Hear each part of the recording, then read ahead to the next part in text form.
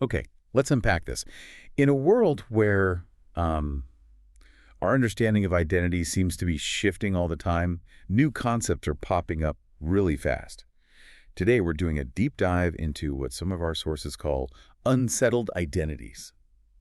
We're exploring this, well, fascinating and sometimes pretty complex idea of self-transformation, especially around something like race. Yeah, and what's fascinating here is seeing how individuals are, actively challenging those conventional racial boxes we tend to use. This isn't just theoretical. It tells us so much about the underlying social structures, things related to appearance, belonging, how we define ourselves and each other. We're really going to dig into what happens when those lines we've drawn around identity, especially racial identity, start to get blurry or maybe are consciously redrawn by people. So let's start by just getting a handle on this term transracial identity as it's used in our sources. Because it's not the historical meaning, right, which Yeah. was about interracial adoption. Exactly. That's the key distinction. This is newer usage. It's a label some people use when they identify as a different race than the one assigned at birth. Right, and they might change their appearance to match that identity, maybe participate in cultural activities associated with that race. Yeah. That's definitely a different use of the term than we might be used to. And interestingly, the sources mention online communities like Our Transracial and Our Transracialism. Mm-hmm. Places where individuals share their experiences, find some common ground, maybe a sense of belonging they don't find elsewhere. And if we look at the why behind it, one of the YouTube transcripts we looked at talks about seeking a kind of core identity. For others, it might even function as, well, a coping mechanism, perhaps. Coping mechanism. For what exactly? Well, maybe for grappling with their current sense of self or societal pressures. And what's really crucial here, for some people, it's explicitly about aligning with the physical characteristics, the phenotypes, abnormal traits like skin, hair, features that are associated with the race they identify with. Okay, so appearance is really front and center for Yeah. some. Absolutely. And that brings us straight to this quite provocative idea from the trans book excerpts we reviewed. The idea that racial delineations are merely cosmetic. Merely cosmetic. That's a strong statement. It really is. It challenges centuries of thinking about race as this fixed biological thing. It just throws into sharp relief how central physical appearance is to this whole conversation. Yeah, that merely cosmetic idea definitely makes you stop and think. And you mentioned appearance being core. Well, our sources give us a really vivid example of someone pushing these boundaries. Yeah. Martina Big. She's the German model who went through this huge transformation from white to black. A really dramatic transformation. Totally. Not just skin color, also eye color, hair, even custom breast implants. Yeah. When I first read about it, I mean, the extent of the physical changes was pretty startling. But her reasoning, this is where it gets really interesting. She says she felt black on the inside. Right. She emphasizes it's not only outside the color, it's also the inside. Mhm. She talks about the brain, the fantasies, suggesting it's deeper than just appearance. Exactly. Which makes it even more complex to unpack. Well, this case really does highlight that intricate dance between physical appearance and how race is perceived by society. Yeah. Our hair source actually gives some scientific context here. It notes that hair differs across population's diameter, cross-section. Oh, like the texture and thickness. Precisely. For example, African ancestry hair tends to be around 60-90 micrometers wide with a flatter cross-section. European or Middle Eastern, maybe 70-100, more oval. Asian or Native American, often thicker, 90-120 and rounder. And of course, melanin pigment affects skin and hair color. Okay, so there are measurable physical differences. There are. But this isn't just biology trivia. It underlines how deeply these physical traits are tied to our perceptions of race. Martina wasn't just changing her style. She was trying to embody characteristics that society reads as belonging to a specific racial group, which raises a big question. How do these personal physical changes interact with those wider societal ideas about race? Yeah. How does society react? Well, and the source also points out how attitudes towards hair, for instance, vary hugely across cultures and history. Hair is often used to signal personal beliefs or social standing. It shows how much of our racial recognition relies on these visual cues, often unconsciously. That's a really crucial point, societal perception.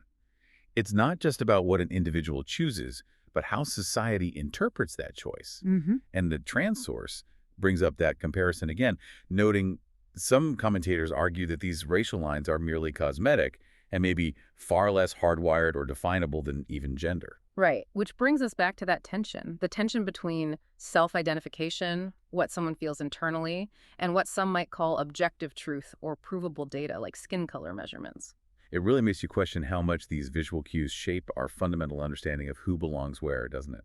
Absolutely. And expanding on that, this pursuit of changing one's appearance to align with a different race, it can actually reflect much deeper societal issues, things like systemic racism, and especially what our sources highlight as colorism. Colorism, that's discrimination based on skin tone, often within the same racial group. Right. Exactly. The sources define it as discrimination based on skin tone within the same ethnic group, which often privileges lighter skin over darker skin. Hmm. So these personal transformations, they aren't happening in a bubble. They're deeply connected to broader societal pressures regarding beauty standards that often value certain looks over others.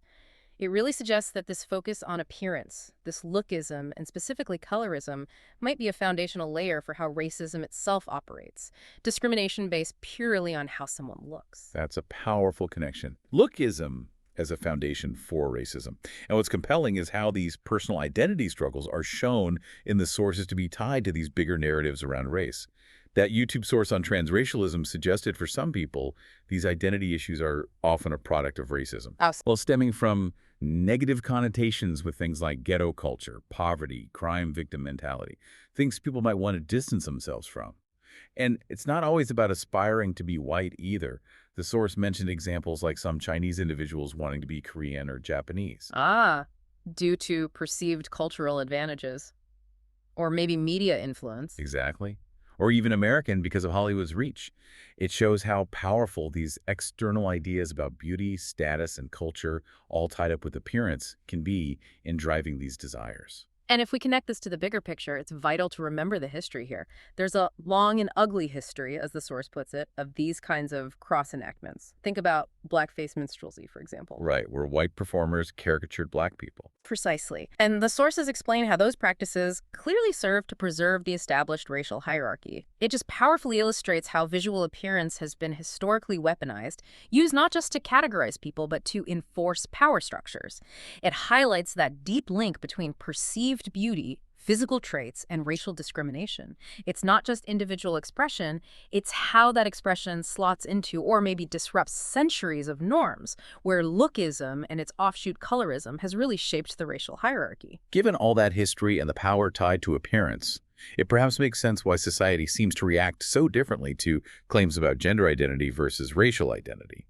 The trans source points this out quite starkly. It says, on the cultural left, race remains a much more closely policed category than gender. While gender voluntarism can fairly be said to be hegemonic, racial voluntarism is heretical or at best suspect. So it's like fluidity in gender or gender voluntarism is now widely accepted, even dominant hegemonic in many circles. But choosing one's race, racial voluntarism, is still seen as, well, really controversial, heretical even. Exactly. Racial identity often gets more closely policed. Why?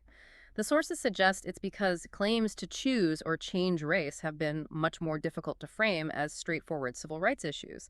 They've even faced criticism, sometimes from within minority communities, for potentially weakening and fragmenting the Black community, for instance. Okay. So there are concerns about undermining group solidarity or identity. Right. And there's this ironic reversal the source talks about. Historically, whiteness was the default, the less examined category. But now, Black in an ironic reversal of the historic pattern, a more closely policed category today than white.